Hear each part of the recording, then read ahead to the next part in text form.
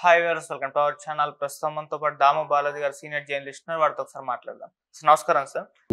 Sir, Tirupati laddu కల్తీ వ్యవహారం పైన ఆ మధ్య సుప్రీంకోర్టు ఒక సిట్ వేసింది. అయితే ఇప్పుడు సిట్ ఇన్వెస్టిగేషన్ చేయడం మొన్నటి నుంచి కూడా ప్రారంభించింది. అయితే సిట్ ఇన్వెస్టిగేషన్ లో కొన్ని కీలక అంశాలు బయటపడ్డాయి అని చెప్తున్నారు సార్. అంటే తిరుపతి లడ్డు కల్తీ జరిగింది అన్న దానికి ఆధారాలు ఉన్నాయన్నట్టు కూడా వాళ్ళు వ్యక్తపరుస్తున్నట్టుగా వార్తలు వినిపిస్తున్నాయి సార్. మరి దీనివల్ల జగన్మోహన్ రెడ్డి గారికి ఇబ్బంది తప్పదని కూడా అంటున్నారు. మరి సిట్ ఎంక్వైరీలో ఏ అంశాలు బయటపడ్డాయి, మరి జగన్మోహన్ రెడ్డి గారికి ఏ విధంగా నష్టం అయ్యే అవకాశం ఉంది, మీరేం చెప్తారు? తిరుపతి లడ్డు మనం అనేక వీడియోలు చేసాము. సెప్టెంబర్ 18న తిరుపతి లడ్డు సప్లై చేసే నెయ్యిలో యానిమల్ ఫ్యాట్ కలిసిందని చంద్రబాబు ఎన్డీఏ నాయకుల సమావేశంలో 3 నెలలకు సంబంధించిన రివ్యూ మీటింగ్లో ఆయన ఫస్ట్ అనౌన్స్ చేశాడు. దాంతో అది విపరీతంగా సెన్సేషన్, దేశవ్యాప్తంగా ప్రపంచవ్యాప్తంగా సెన్సేషన్ క్రియేట్ అయింది. దాని నిగ్గు తేల్చమని వైసీపీ నాయకుడైన సుబ్బారెడ్డి ఆయన సుప్రీంకోర్టులో పిటిషన్ ఫైల్ చేశాడు. అట్లాగే సుబ్రహ్మణ్య స్వామి చేశాడు. అట్లాగే ఇంకొంతమంది కూడా పిటిషన్లు ఫైల్ చేశారు. అది వైసీపీ వర్సెస్ తెలుగుదేశంగా మారిపోయింది. దాని తర్వాత ఆరోపణలు ప్రత్యారోపణలు అయినాయి. దాని తర్వాత చంద్రబాబు చెప్పింది కరెక్టా కాదని నిరూపించడం కోసం సుప్రీంకోర్టు ఈ పిటిషన్లన్నింటినీ తీసుకొని జస్టిస్ బిఆర్ గవాయ్ నాయకత్వంలోని బెంచి దీన్ని పరిశీలించింది. దీన్ని రాజకీయంగా వాడుకోకండి, దీన్ని చేద్దామని. ఆ లోపల అప్పటికే చంద్రబాబు సిట్ని స్టేట్ పోలీసులతో కూడిన సిట్ని వేశారు. అయితే కోర్టు ఈ సిట్ని పక్కన పెట్టి ఒక 5 మందితో కూడిన ఒక సిట్ని ప్లాన్ చేసింది. అదేంటంటే సిబిఐ డైరెక్టర్ ఆధ్వర్యంలో సిబిఐ నుంచి 2 ఆఫీసర్లు ఉండాలి, స్టేట్ గవర్నమెంట్ 2 ఆఫీసర్లు ఉంటారు. తర్వాత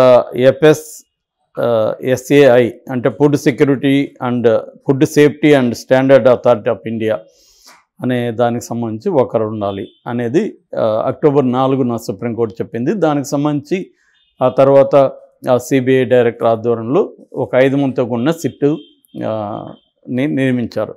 5 మంది ఎవరు అంటే CBI joint director Hyderabad Veeresh Prabhu, తర్వాత వైజాగ్లో ఉండే SP rank CBI officer Murali Rambha, వీళ్ళిద్దరూ సిబిఐ నుంచి.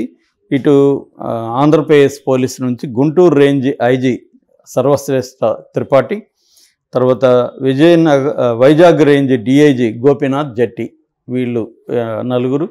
వీళ్ళు కాకుండా food safety and standard authority of India నుంచి సత్య పండ, వీళ్ళ 5 మందితో కూడిన సిట్ అనేది ఏర్పాటైంది. వీళ్ళకి మొత్తం 30 మంది పోలీసుల్ని సహాయం చేయడానికి ఇచ్చారు. అందులో 4 డిఎస్పీలు ఉన్నారు, 8 సిఐలు ఉన్నారు, 2 ఎస్ఐలు ఉన్నారు.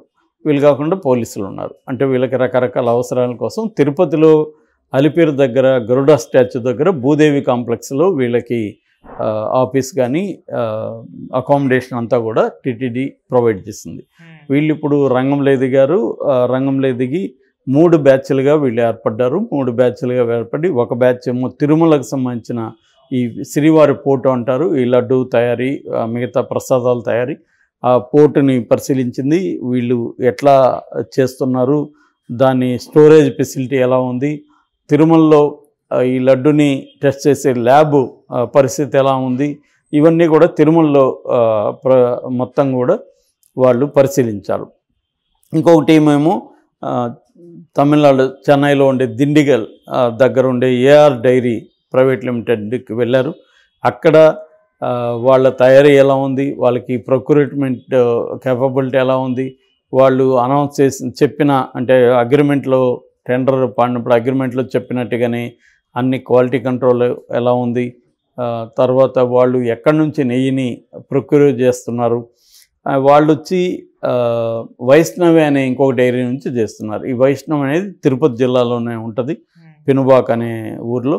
ఆ వైష్ణవి దీనికి కూడా వెళ్ళారు వీళ్ళు. అక్కడ పరిస్థితి ఏంటి, ఎంత పర్సెంటేజ్ ఆవు పాలు, ఎంత పర్సెంటేజ్ బర్రెపాలని మిక్స్ చేస్తున్నారు, ఇవన్నీ కూడా వాళ్ళు ఒక బ్యాచ్ అక్కడ పరిశీలించింది. అక్కడ ఉన్న అధికారులతో, క్వాలిటీ కంట్రోల్ చేసే అధికారులతో, మేనేజ్మెంట్తో పరిశీలించింది. డాక్యుమెంట్స్ని అంతా అంటే గతంలో వీళ్ళ డాక్యుమెంట్స్ని, వీళ్ళు చెప్పిన టైమింగ్స్ని అవన్నీ కూడా వాళ్ళు పరిశీలించారు. ఇంకొక బ్యాచ్ ఏమో దీన్ని దీనికి ఈ చెన్నై సంబంధించిన ఎస్ఎంఎస్ ల్యాబ్ అంటారు. ఈ ల్యాబే ఏఆర్ డైరీకి సంబంధించిన నెయ్యిని బాగుంది 100% ప్యూర్ అని సర్టిఫై చేసింది. ఈ ల్యాబ్ ఎలా సర్టిఫై చేసింది, ఆ ల్యాబ్లో ఉన్న ఎక్విప్మెంట్ ఏంటి, వాళ్ళకున్న ఎఫిషియన్సీ ఏంటి, ఇవన్నీ కూడా ఇంకొక బృందం పరిశీలించింది. ఇట్లా 3 బృందాలుగా పరిశీలించినప్పుడు వీళ్ళకి కొన్ని లోపాలు ఉన్నట్టుగా, ముఖ్యంగా సప్లై చైన్లో లోపాలు ఉన్నట్టుగా వీళ్ళకి, సప్లై చైన్ అండ్ టెస్టింగ్ మెకానిజంలో లోపాలు ఉన్నట్టుగా వీళ్ళకి అర్థమైంది. ఎందుకంటే ఈ ఏడిఆర్ అనేది మామూలుగా అయితే తిరుమలకి ఇచ్చిన బైండ్ ఓవర్ దీంట్లో మేమే సప్లై చేస్తా ఉన్నాను, కానీ వీళ్ళేమో వైష్ణవి దగ్గర మళ్ళీ తీసుకుంటున్నారు, వైష్ణవి వాళ్ళేమో మళ్ళీ చిన్న డైరీస్ దగ్గర తీసుకుంటున్నాయి. సో ఈ విషయాలు ఎందుకు బయట రాలేదు, వైష్ణవికి ఉన్న క్యాపబిలిటీస్ ఏంటి, అక్కడ జరిగే అవకాశం ఉందా అంటే, ఈ అసలు కల్తీ అనేది ఎక్కడ జరిగింది అంటే చిన్న డైరీస్లో జరిగిందా, వైష్ణవిలో జరిగిందా, లేకపోతే ఏఆర్ డైరీస్.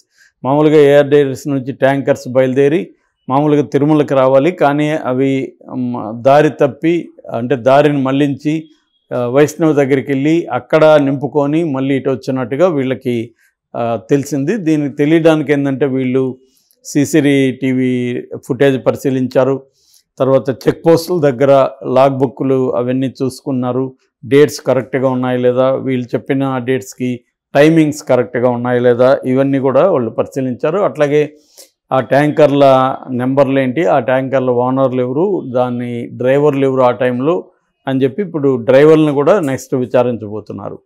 సో ఈ మొత్తం ఇన్వెస్టిగేషన్ని వాళ్ళు నిన్న సిబిఐ డైరెక్టర్కి వీడియో కాన్ఫరెన్స్లో క్లియర్గా మొత్తం సబ్మిట్ చేశారు. ఇప్పటి వరకు తాము ఎలాంటి విచారణ జరిపాము, ఏ పద్ధతిలో విచారణ జరిపాము, ఇందులో ఎటువంటి సమస్యలు ఇప్పటివరకు వాళ్ళకి అర్థమైనాయి, ఇంకా ఏమేమి చేయాలి అన్న దగ్గర ఆయన గైడెన్స్ తీసుకోవడానికి పెట్టారు. ఇంకొక డిఎస్పి ఈ సర్వశ్రేష్ఠి ఆయన త్రిపాఠి దగ్గరికి ఒక రిపోర్ట్ తీసుకొచ్చాడని చెప్తున్నారు. సో వీళ్ళందరూ మళ్ళీ కూర్చొని ఇప్పటివరకు ఏమేమి జరిగిందని. అయితే ఇప్పటివరకు జరిగిన దాంట్లో ఒక సంచలనంగా ఉన్న విషయం ఏంటంటే, ఏడిఆర్ అనేది డైరెక్ట్గా నెయ్యిని తాము ప్రొడ్యూస్ చేసి సప్లై చేయట్లేదు, వాళ్ళు వైష్ణవి డైరీ దగ్గర నుంచి తీసుకుంటున్నారు, వైష్ణవి డైరీ ఇంకొక 2 చిన్న డైరీస్ నుంచి తీసుకుంటున్నారు.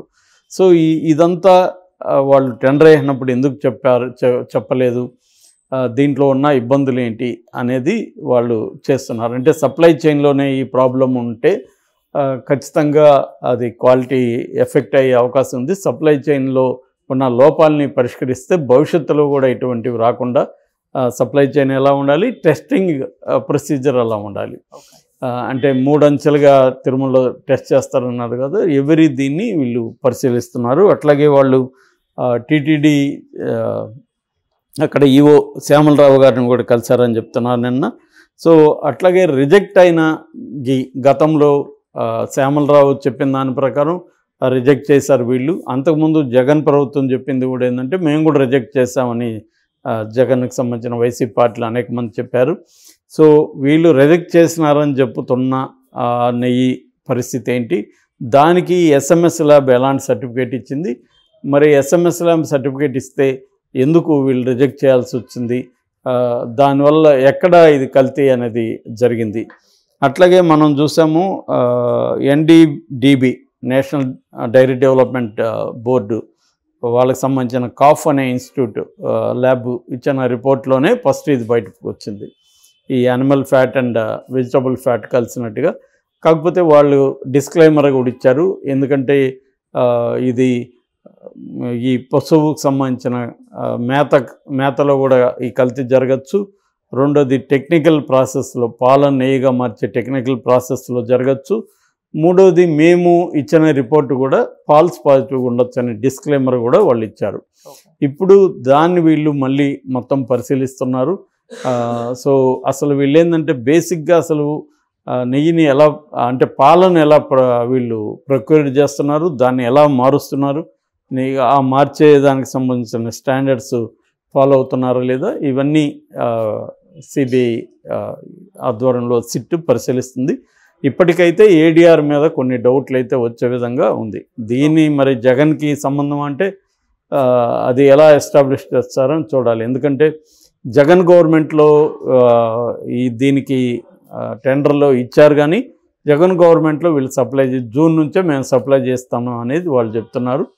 సో కాబట్టి జగన్ ఇచ్చారు కాబట్టి ఇలాంటి దానికి ఇవ్వడంలో ఏమన్నా టెండర్ ప్రక్రియలో ప్రాబ్లమ్స్ ఉన్నాయనేది కూడా సిట్ చూస్తుంది.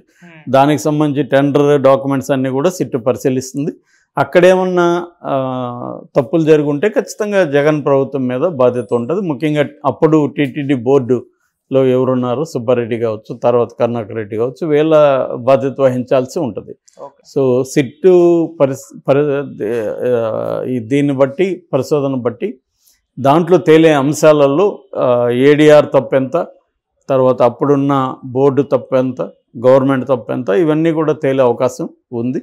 ఏదేమైనా అన్నిటికంటే శిక్ష పడడం అవన్నీ పక్కన పెడితే ఒక సిస్టమ్ అనేది ఎవాల్వ్ కావాల్సిన అవసరం ఉంది. అట్లాగే టీటీడీలో ఎంత డబ్బులు ఉంది, వాళ్ళు ఎందుకు ల్యాబ్ని ఏర్పరచుకోవట్లేదన్న విమర్శ కూడా ఉంది. దీనికి సంబంధించి ఇప్పుడు ఫర్దర్గా టీటీడీ తను ల్యాబ్ని ఏర్పాటు చేసుకుంటే అసలు వేరే వాళ్ళ మీద డిపెండ్ అవ్వాల్సిన అవసరం లేదు.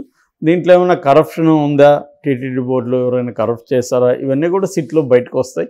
అవన్నీ వస్తే జగన్ గవర్నమెంట్కి ఖచ్చితంగా ఇబ్బందికరం, అంటే జగన్ పార్టీకి అప్పట్లో